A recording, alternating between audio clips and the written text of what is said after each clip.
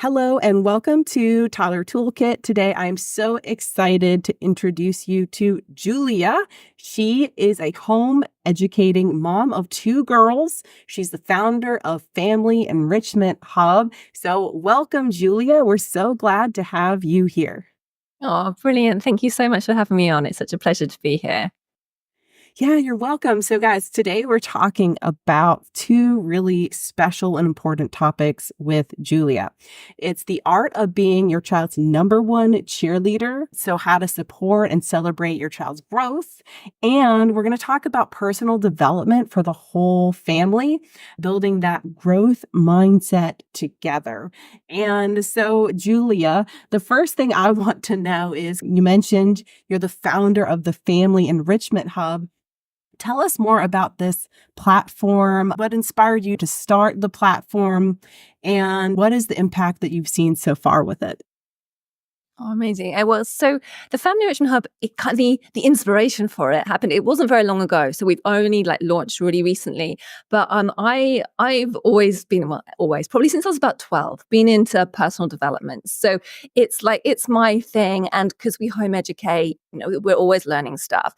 Anyway, so I was introduced to this lady who was a parenting mentor. And I was introduced to her because I was working with parents as well. And this person who introduced us thought, oh, you might be able to there might be people who you'd connect and stuff. And I had this call with her. And I just was like, what you do sounds amazing. I would like to work with you. And she's like, oh, that wasn't really why we're having this meeting. And I was like, no, yeah, I'm always interested in deepening connection in the family. And although it wasn't an area that I felt I was desperate for, anything about family, I'm like, yeah, give me the stuff. So I worked with her, me and my husband, but me more because it was something that I really connected with her. And when I was having this coaching, I just thought, this is something that everyone should have access to.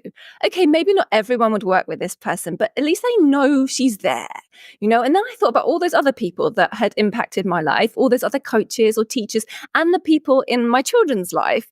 And I was like, if people knew these people were there, then they could go and see and go, oh, could this really help my growth or my child's growth or our family connection?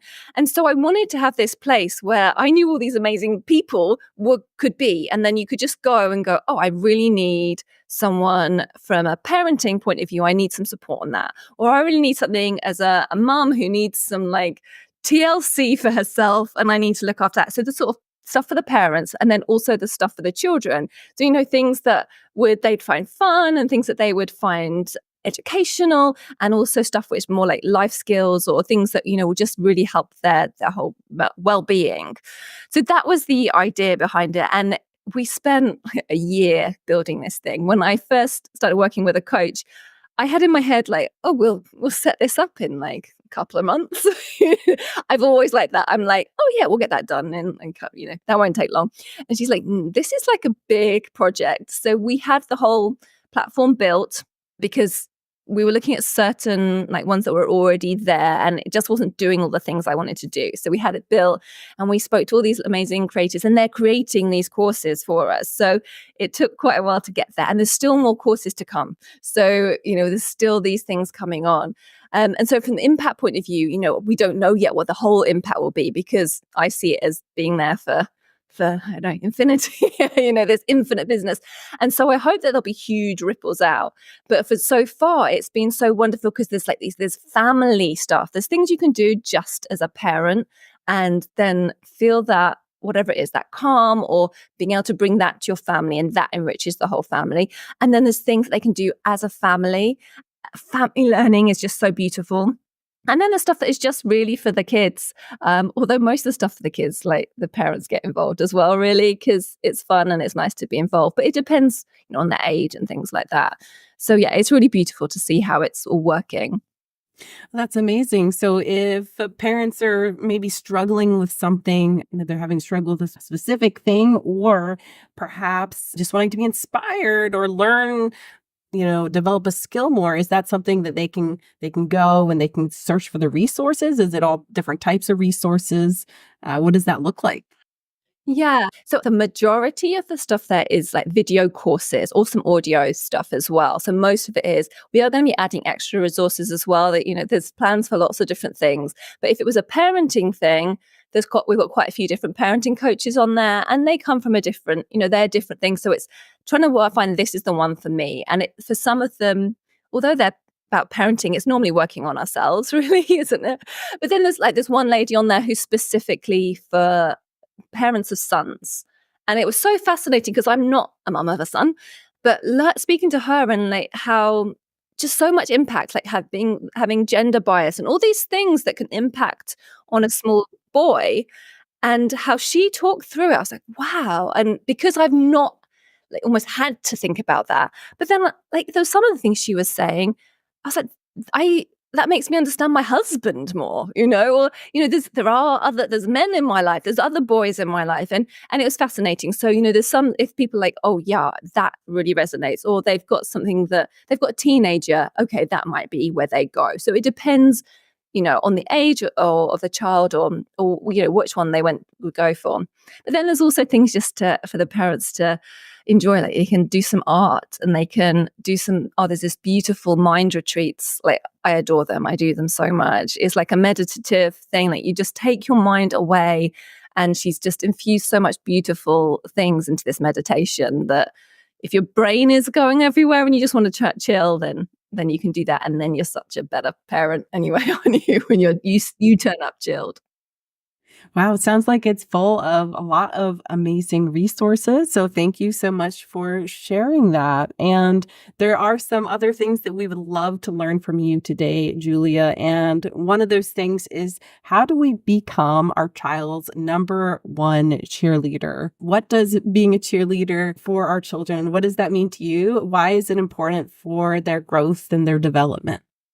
Yeah, well, so yeah, for me, being a cheerleader for your child, it means like being that person which every child needs, who loves them and believes in them unconditionally, and also makes sure they know it, and someone who cheers them on through every success and every challenge and every bit of progress, and also just the being their wonderful, unique selves. And there are so many ways to do that, and it's not all about high-fiving and cheering, although I love that bit too. But there's so many ways, and the reason it's so important for their growth is that it really shapes their confidence, and their resilience, and also their overall sense of self-worth. And like, I mean, we all know, like, if someone says something like recognizes a piece of our work, or how we've shown up that day, or how we interacted with someone, we know that makes us feel good, and it motivates us, and makes us want to do more of that, and makes us feel good, and it does make us feel valued. And of course it's the same with our children. So our support and our belief in them helps them believe in themselves, and it also helps them navigate challenges with confidence, and also like pursue their dreams with confidence and with passion. That's amazing. So if we're feeling like maybe as parents we've been a little bit kind of focusing too much on, what our child isn't doing or the difficulties with them, what is like a practical step in the right direction for us that want to kind of turn things around a little bit? Like, what is something we could maybe apply today to start thinking a little bit differently and being more of that support cheerleader versus being maybe critical of our child? Yeah, I mean, there's so many ways, but I think a really simple way to start is to show like genuine interest in their interests, and their hobbies and their passions. Like, even if it's things that you wouldn't normally be interested in yourself, you can be interested in their interest. It's finding out, why are they fascinated by this, and asking them questions, and doing that is so important. Ask them questions about what they're interested in, and actually listen to them, like listen attentively to their stories. I'll just give an example of like how something that I was like, it's not something I'd rather be doing, but then how it became really beautiful. Me and my girls go out for walks in nature a lot. Like it's my sacred safe space.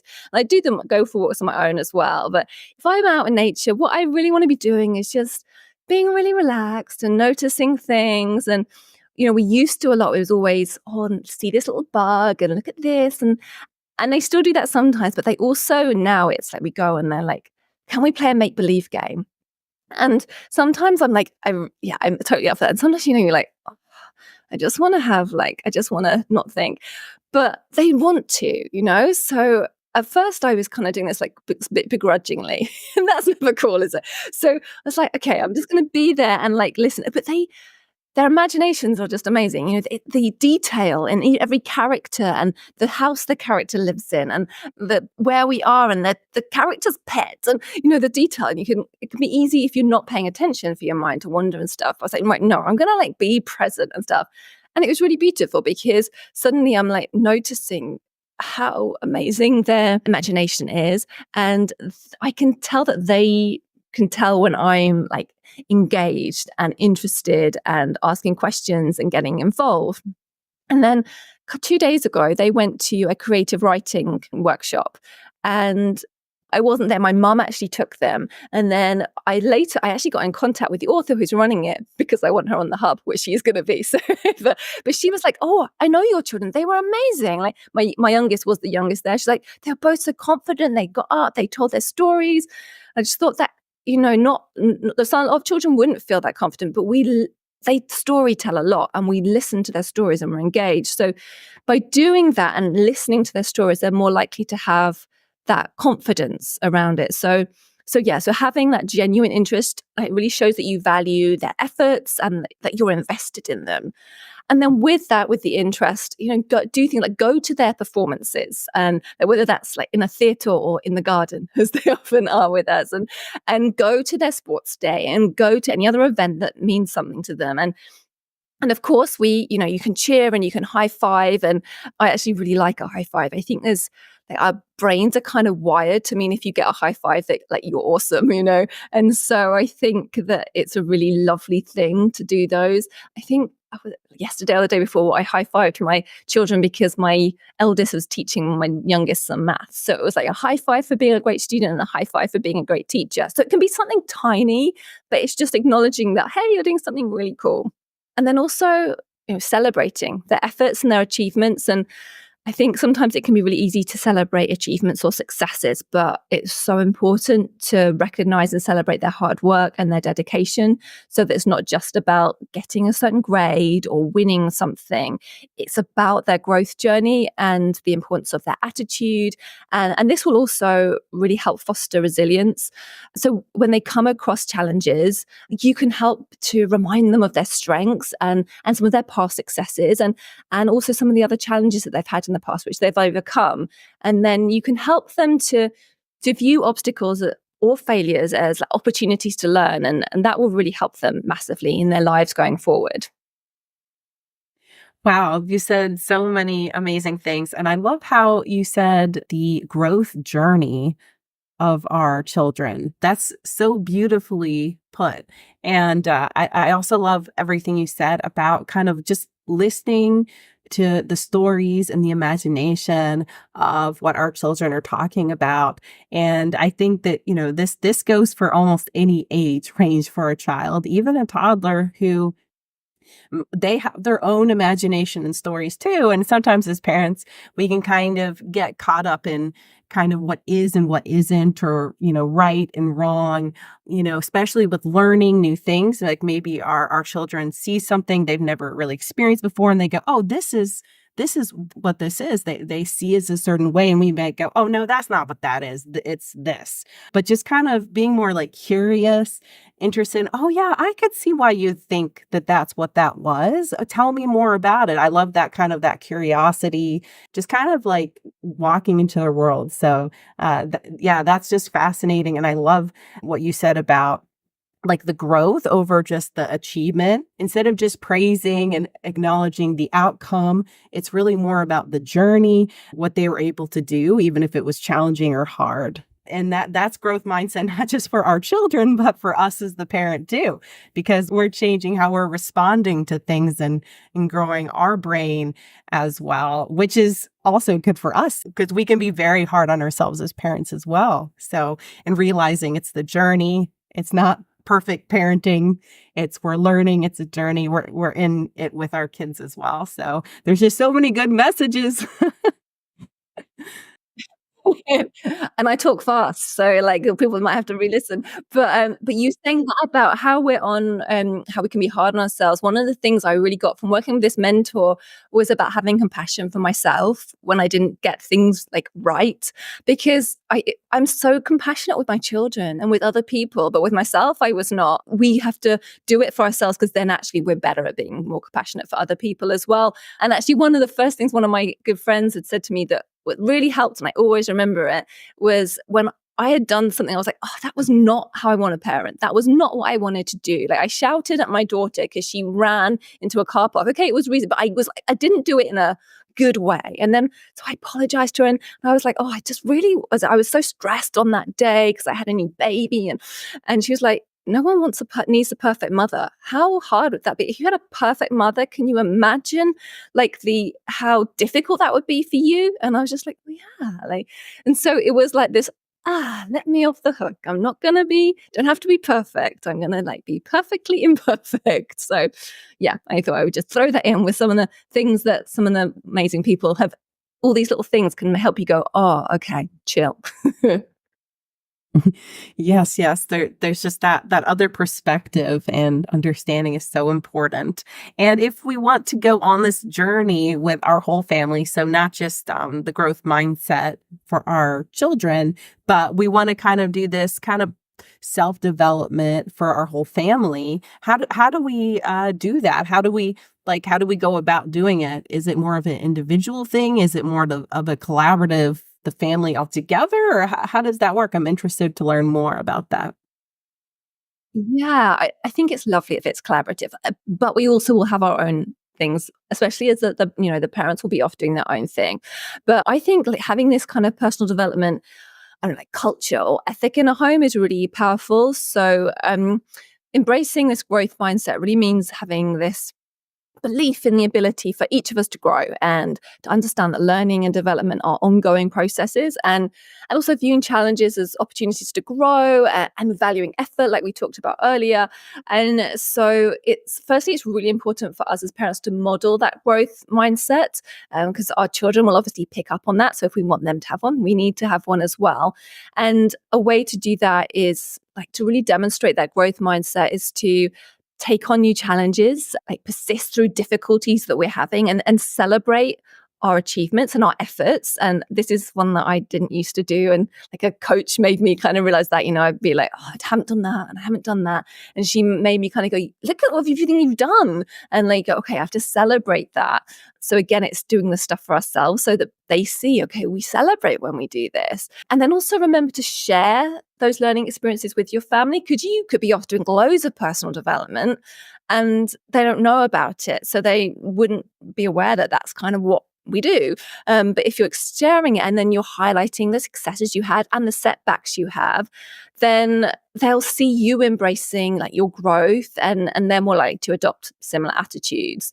And so we can really start by modeling that. And then the other thing we can do is shift, as we talked about earlier, shift that outcome focus to like the process. So we're not just about this outcome, it's this process, and it's the effort we're putting in, or the journey. So focusing on that, and so praising them when they are persistent, or they put good work in, and when they have a strategy that we think, oh, that was really great, what a great strategy you put in, and that helps them to understand that the success comes from their dedication and their continuous effort. And so that can be really lovely. And it's also, you can use this depending on what words you use. So with that one, rather than just saying something like, oh, you're really smart, like, oh, you're really clever, you can sort of say about, oh, like, I'm so proud of you of how hard you worked on that project. So it's starting to bring that in. It's about, wow, because I put some effort in that they're proud of me. And also asking them, like, are you proud of yourself? Because that's more important, that they're proud of themselves, like they've created this thing, like, do you love it? Are you proud of it? But yeah, I think learning together is so beautiful, and engaging in like these activities that promote learning and growth together as a family you can do the bits on your own, but when you're doing it together, it really strengthens bonds, I think. And And it shows them that it's not just kids that sit and learn, like we all do it. And it's something that we do throughout our lives. So it can be, it's reading books together, that's us learning and engaging, and of course this is throughout different ages. So for those of you who have toddlers, it's doing things, and it's whatever it is with things that are of their level. And if you have older children as well, it's okay, what's at their level. So yeah, reading books, whether that's beautiful novels or short stories that you then have conversations about, or if it's more factual books, it's learning it, doing it together.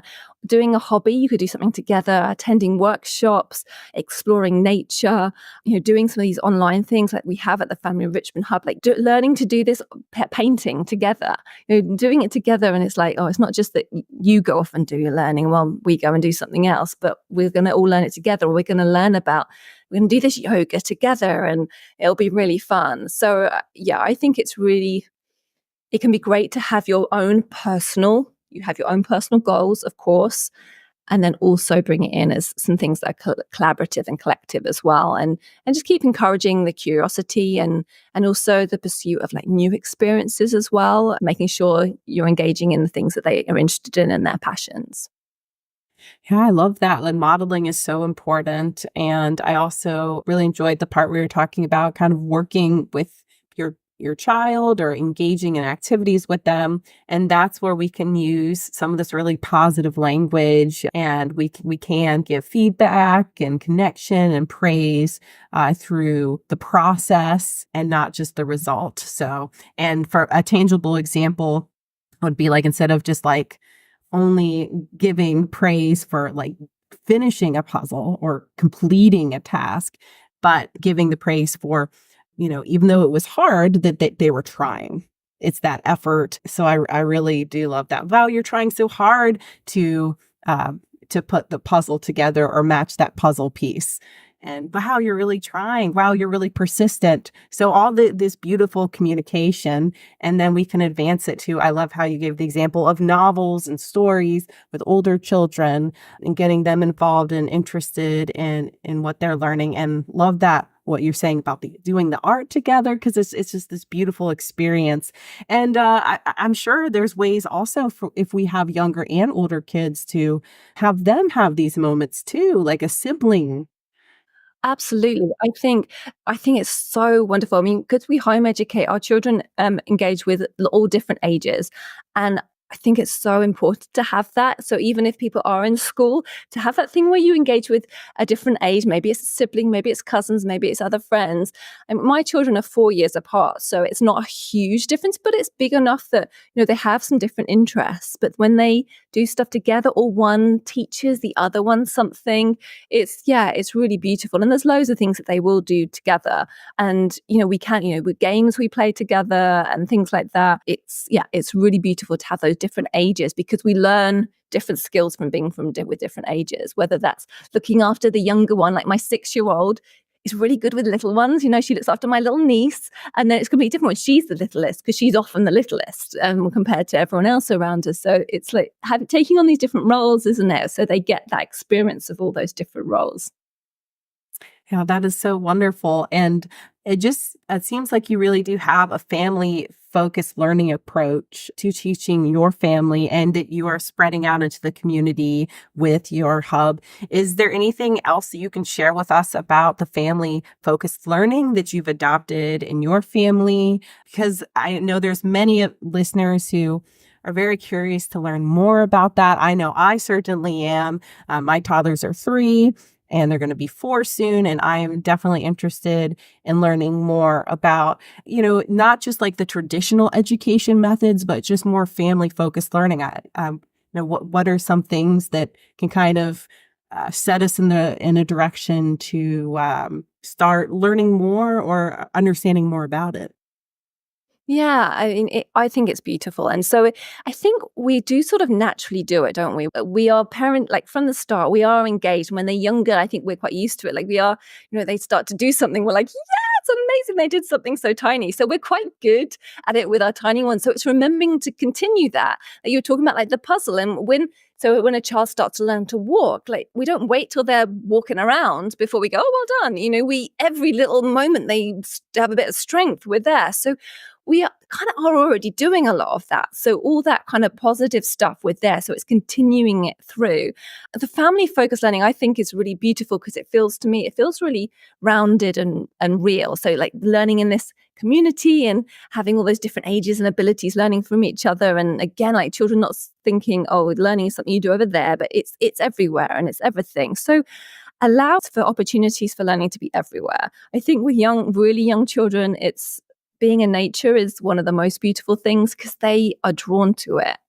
They will find those things and then you can look them up. So it's going, oh, what did you find? Oh, should we go and look up what that is? And if they're interested in that, they see a ladybird. I say that because my daughter is like, from the start, she's like a ladybird spotter. Like she'll spot them a mile off. And so we, go and find out about it. So anything that they're interested in, you can do that or you can draw it. And so when they're younger, it's doing that. And then it's just as they get older, it's taking it further. And it really does help to then grow those bonds. And it is also about bringing in the right sort of language as well. Some children might be saying like, oh, I can't do that. And even just saying like, if we're modeling it or we can get them to do it, even adding the word, yeah, I can't do that yet. That even softens it. It's like, okay. Or it's like, even nicer, I think, is like, how could I do that? How? Or like, how would I be able to? So it's questioning. It's like, like if they feel they can't, but how could we? What would we need to learn? What would we need to do? Because, okay, we can't straight away get on a bike and ride it, but how could we do that? Would we practice it a bit and then reminding them of the other things that they have achieved and they've overcome? So it's those sort of things and the questioning like, oh, how could I do that? And more bringing in questions each time, I think is a really nice way from a point of view of the language. And so encouraging them to use that and also things like, oh, what could we learn from this? Something happens, what could we learn from that? And like, but not in a really annoying way. Like, what could you learn from this? Like you have done that, but like with interest, like do it in a way that, with a nice intention rather than it being right, there's consequences. But doing it like those questions, I think that's really a lovely way to do it. And with as you're starting through with young children, it's just practicing some of those little things like practicing gratitude, I think is really nice, and positivity, even if you're like doing it. So if you have a kind of almost a ritual, maybe it's a dinner time, it's giving something you're grateful for or something you just enjoyed that day for a child. And I know before they're speaking and stuff, but when we used to do it, and it would be like when my daughter started to speak, my youngest, and we would say, oh, I'm really grateful for something, and say something about the day, and then my youngest would be like, like for this potato or something, and or just something really random, and which is quite funny, but it was already introducing that's a little thing that happens, and then that as they grow is really nice. So then it can become part of a ritual of like, what am I grateful for? What have I really loved today? What would I love to do again? What am I grateful to someone else here for? What do I appreciate in someone else? So as they grow, you can bring in different things, and then we can bring in our goals, like talking about goals that we want to do, individual and collective, and then kind of reviewing them as well. So, these little bits can then grow into other habits. Wow. There is some really great gems in there. And I really love your reframing process. If our children are saying something along the lines of, I can't do that, using that yet, or using that, problem solving, which builds resiliency on what can we do, or what is the first step to doing it? Because there's always little steps, little wins along the way before we can learn skills. A lot of things in life, they take all these little micro steps to get there. So I love all of that language and all of that modeling and that whole collaborative process. So that's just so beautiful. Julia, thank you so much for sharing all this like deep, insightful things. And it also makes me reflect too, having 3-year-olds. that I think that they are definitely ready for some, gratitude. And like you said, they might say something from a week ago or something, like completely random, like sticks or something like that. But that's where they are, and it's the beginning of the process. So I do think it really made me reflect to think that these are things that I can start using now, and it's not something that you necessarily have to wait to till a certain age, and that our children they'll get it in their own time, but it's part of the practice and that modeling. Yeah. And just to mention that they might not wanna do it. So sometimes my daughter would be like, "No," like, she didn't wanna do it. And so it'd be like, in my head, I'm like, "I want you to be grateful. I would like you to hear your gratitude." But it's like, well, no, because, like, you don't wanna push it, so it's a horrible thing. And so, they might not want to do that. And so it's also known that especially when they're little, as they get older, they probably will, because 'cause they'll be like, "Oh, hey, what's something that you really love today?" Because it can be that as well. Like, saying the words, "What are you grateful for?" can feel that might not be a word that makes sense to us all, but what did you love today? Or yeah, what made you happy? Or what made you smile? Or, it's things like that. And you can also have those conversations like, who did something lovely for you today? Or what did you do that's lovely for someone? There's so many little questions that can be brought into things that just feel right for your family and their age as well. Absolutely. I know for my boys, if I ask them what was fun today, they can definitely answer that one. And that is their level of gratitude. So, their love language is fun. Yeah. Oh, and that's just another thing to bring in. Like, the learning has to be fun. Like, you mentioned the word fun there. That's, learning isn't supposed to be this thing that feels hard. And it's supposed to be like we're all born with this curiosity and this love of learning. And if we can make it still feel fun because something we want to learn. And also, I'm just going to keep saying things at you now because you think, oh, this too. Like, giving your child, especially as really through any age, but as they get older and they're taking on, like, they are being, I guess, in an education, giving them autonomy over what they want to learn and what they want to explore is really beautiful, because when they've got that, like, responsibility over it, and then they will love it and they will flourish more because it's them doing it. It's no one pushing them into it. So that's a really lovely thing to start from young as well, like following their passions, allowing them to try things out. I love that viewpoint too. And it was something I meant to ask you earlier because you had mentioned it. And I think, how do parents go about the natural curiosity of what their child is interested in? Like, for younger kids, do you see that they kind of are interested in a certain thing? So then you can introduce maybe a learning activity alongside it.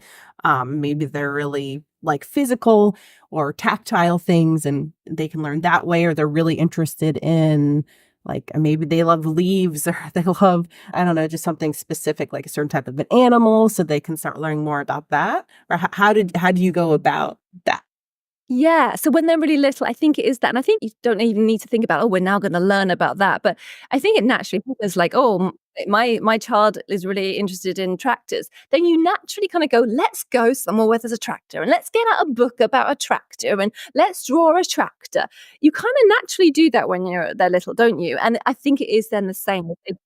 They get older and they're like, oh my goodness, like, they're really interested in horses. Okay, then we learn about horses and we draw them, and maybe we do some things. And as they go older, depending on the age, it depends on what you're doing. Are you going and researching something on the internet? Are you getting out books? Are you writing a story about having a horse? And so, yes, it is about finding those passions and then giving access to other things. And it's also about giving access to things that they can then find that they love. So yes, you can go on to go and find a course or a workshop because they love a certain thing and they can grow that, which is amazing. And then you can also, like, just try other things out. Like, hey, do you fancy trying out this and seeing if we like it? And if they do, then it could spark something else. So it's giving opportunity for new experiences as well. And then it might be that doesn't really float their boat, and that's fine. But once they found something, and you see, don't you? You can see with your child, like, and it might change as they grow. You can see the thing. So yes, it's about giving those opportunities to explore that. Like, my eldest, like, art is her thing. She would, like, go from beginning, the morning she's drawing, at night she's drawing. And so it's giving her those opportunities to try out different art, meet some artists, try do a different, some courses online, do some courses with someone else, or just giving her free rein just to get on and do it. We met up with an illustrator last week, not in particularly intentionally, but just finding that, and it's nice for them to have those chats. So yeah, it's just being aware that you can give these resources and allowing them to take those and extend those passions, really. That's wonderful. I know that some parents, they might have, something particular in their mind for their child, and that this can happen. Maybe it's something that the parent values or their family values, and they wanted their child to have it. And maybe at some point, their child does have interest in that, or they did have interest in something that the parent kind of invested in, but then the child has changed course, they've changed direction, and they're not as interested in that. How do parents kind of navigate this family focused and interest driven teachings without getting caught up in the, it's hard for me to explain, but disappointment, maybe? Is it parenting disappointment that, the expectation, either that I wanted them, I really value a certain sport, or I really value a certain, art or something, and then you were doing it, but now you're not, or I showed up to all your games, but now you don't even want to do this anymore, and you're interested in something else. And it's almost like a transitional thing for parents. How do parents navigate that? Because, our children do change interests, and maybe at one point they were really into something, but then they change and they grow. Yeah, absolutely. I think it's one part of it is, okay, why has it changed? And is it something that something's happened that's been negative? So it might be not just going, okay, we won't do that anymore, because you want to find out, is it just that, I'm interested in something else, but you want to find out if they seem to love something. Has something happened that's really changed this? But I think part of it's our own work on that, isn't it? If it's something, especially if it's something we've loved, and then they haven't wanted to do it, we're going to have to, it's about our intention behind it. What do I want? Do I really want my child to be this thing? And is that for me? Yeah, it's for me. It's acknowledging that's for me. And that's okay. It's acknowledge that it's for you. But it is our own work we have to do. Or is it because, did we do it because they seem to love it? And it can be you've spent all this money and all this time driving them there and everything. You might feel but we put so much into that, and then you haven't done it. So it's probably about having that conversation with them as well, because we haven't really had that yet, but mine are still quite young. They're 6 and 10. And so as they get older, though, some of those things might drop away. So it's trying to go, okay, why is that? So that they're not just throwing away all that, if actually they're going to want to come back to it. But it is really interesting because I love theatre. I was an actress for some time. It's as a kid, I did so much theatre. And both my girls, my eldest is doing drama stuff. And so I keep thinking, I don't want to be pushing something because I loved it. But she does seem to really love it. And then my husband loved karate. So he wanted the girls to do karate. And so we talked about it, and they were like, yeah, okay. And but weren't too excited. And then we're like, okay, well, maybe we'll go and try it out. But the timings for it were so, they'd be we'd have to rush this and get to that. And so we sort of just had that conversation, if you really want to do it, we will make it work. And they were like, yeah, not that fast. And then my eldest is I really actually want to do aerial. And we're like, yeah, she's been saying that for ages. Okay, then we'll find an aerial class. And my youngest, I'm so what do you want to do? So now she's going to go and have a trial for learning piano, So it's trying to, I think my husband has to let that go for a little bit at least. But maybe they'll try another time, because I definitely see the benefits of karate. And we actually thought my youngest might want to, because when he does it, she's always ha ha, I'm gonna get to my daddy. But yeah, I think it's our own work. My long-winded thing is, yeah, sometimes we just have to let it go. But equally, if they're old enough to have that conversation, my youngest has just decided a little while ago she didn't want to do gymnastics anymore. She just didn't want to do it. Well, I'm not going to force her to do it. And then she had a bit of time off, and then she went and tried it again. But no, she doesn't want to do it. And I don't want her to be doing something that there's no point forcing it. Maybe at some other point she will. join it. So, I quite wanted to do it. I think gymnastics is really good for the body. My eldest is doing it, but like, there's no point sending a child into something that they just don't want to be doing. So, Yeah, that's all very powerful and compassionate messaging as well. Really listening to where our children are, understanding some of it is our own expectations or wants, kind of separating it out.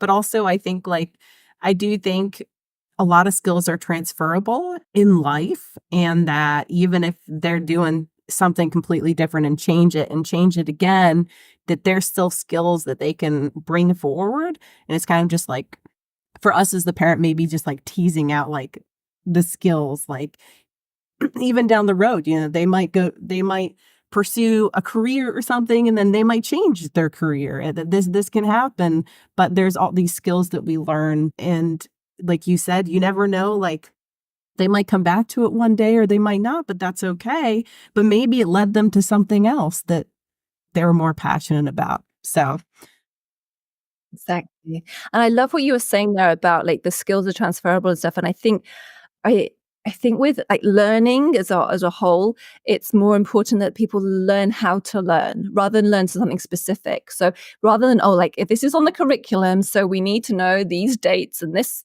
quantity and whatever it is, we don't need to know that. We need to like know how to go and learn something, or we need to have that, that interest in it, so that that's not squashed out of us because we've had to learn something that we just don't care about.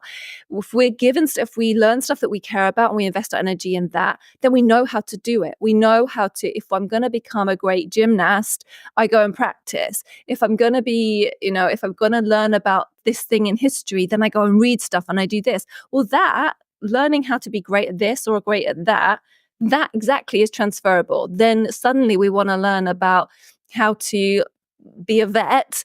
You already know that you have to put the effort in and you know how to research. So it's more, I believe, rather than learning a specific thing, it's about that love of it. And on top of that, though, I would say there are some certain things I think are really valuable, like learning about regulating our emotions, things like whether it's kind of using breath work or and actually about how important it is to get rest time. And so I think there's some like overarching health kind of looking after our mental health, looking after our physical health type stuff, which I think is really lovely to have as an education. And then I think the other stuff is more about, I know how to learn. I know how to find this stuff out.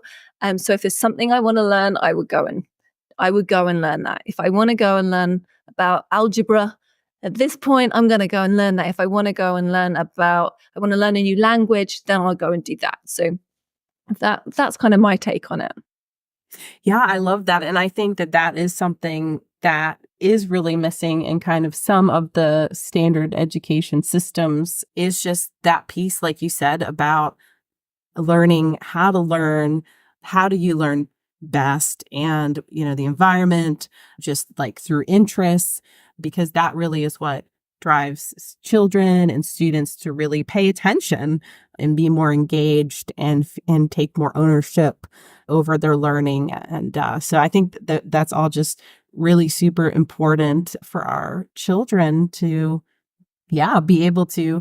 And I totally agree about the self-regulation and emotions and all of that is a skill that we continually can kind of grow and expand. And we really do need it, especially moms, and our children too. They need it too, because it's navigating all those, tough or could be stressful situations, and being able to manage that in a healthier way. So super important. All right. So Julia, is there anything else that you would love to share with us today before we get into where everyone can find more information about your resources? I think just like enjoy it. I think that's my main thing to say. Get excited by the learning, be open to it, like remove any pressure of like achieving a specific thing. And I know we want to set a goal and all that sort of stuff, but for your children at the moment, it's not you don't have to set the goal. They can set the goal. And so for you, it's about, oh, how can I just like really support this and encourage them and acknowledge all their little steps?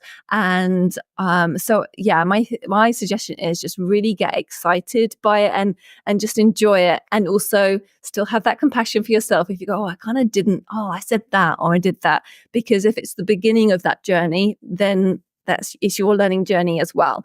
And just try things out, see what works for your family, because every family is different. But yeah, get interested, see what they're doing, and also maybe think of some stuff that you can model as, oh, actually, I'd really love to do that and learn that. So that I can, because I'm excited by it, but also then that's modeling how I do it, and I will share it with my family. Absolutely. We can definitely inspire our children to be inspired themselves. That's beautiful. All right. So we can find you at www.thefamilyenrichmenthub.com. And what other places can we find you, Julia? So we're on Facebook and Instagram and YouTube. That's all at the Family Enrichment Hub.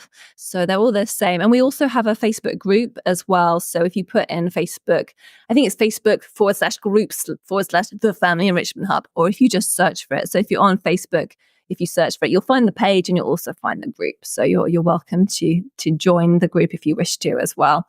But yeah, and then the website, so that's where the learning platform is. So you can go and check that out and see if there's anything on there that appeals to you. Wonderful. I will make sure to also put the links in the show notes for anybody who's listening that wants to see a visual of that. And I definitely will be joining your Facebook group. I'm intrigued to learn more. It was such a pleasure talking to you, Julia. You have such a good light and such a positive message for families to learn from. And thank you so much for being on Toddler Toolkit podcast. Oh, thank you so much for having me. You're welcome. Bye. Bye.